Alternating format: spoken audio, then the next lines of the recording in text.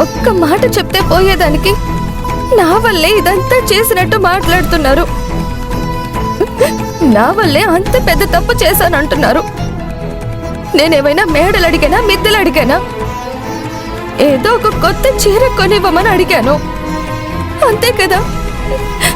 దానికే అయినా ఇంత చేసినట్టు నన్ను కసురుకున్నారు, కారణంగా చూపెడుతున్నారు.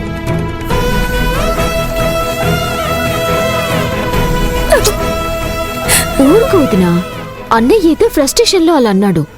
దానికి నువ్వింకా ఇలా ఏడుస్తూ కూర్చుంటే ఎలా? అయ్యో అక్క, నువ్వెందుకు ఏడుస్తున్నావు?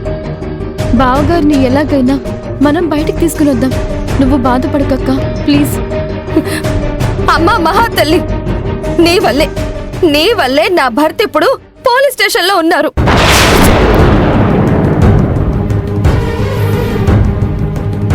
ఓహో, వదిన తన ఫ్రస్ట్రేషన్ ని అభి మీద చూపిస్తుందా? ఇదే పనిగా అభితో ఒక ఆట ఆడుకోవాలి. ఏం మాట్లాడుతున్నావక్క? అవును, నువ్వు చేసిన పని వల్లే ఈరోజు మా ఆయన జైలు గోడల మధ్య ఉన్నారు.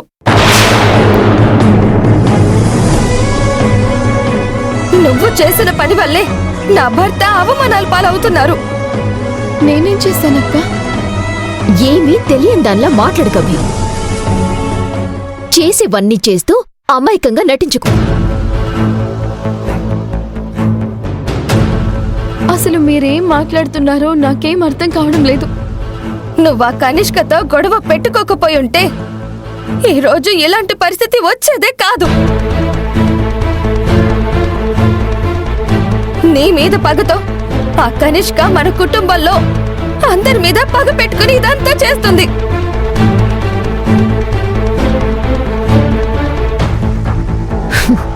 ఆ కనిష్కకి అన్యాయం చేశారని పెద్దమ్మ పెద్దనాన్నల మీద కోపంతో ఆస్తంతా లాక్కుంది. మనందర్నీ వీధిన పడేలా చేసింది. అక్కడితో తన పగ తీరిపోయింది. కాని నువ్వు చేసిన పని వల్ల ఈరోజు మేమందరం ఇబ్బందులు పడుతున్నాం. నువ్వు కనిష్కతో గొడవలు పడుతూ ఉండటం వల్లే ఇంకా ఈ కుటుంబంపై, కుటుంబంలో ఉన్న మనుషులపై పగ సాధిస్తూనే ఉంది. దీనంతటికీ కారణం నువ్వే అభి.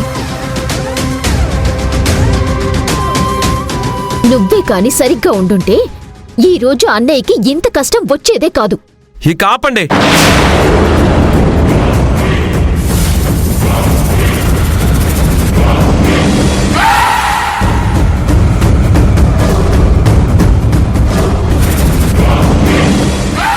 అన్నయ్య చేసిన తప్పుకి అభికి ఏంటి సంబంధం? అన్నయ్య అక్రమంగా ప్రవర్తించి అరెస్ట్ అయితే దానికి అభి ఎలా బాధ్యురాలవుతుంది?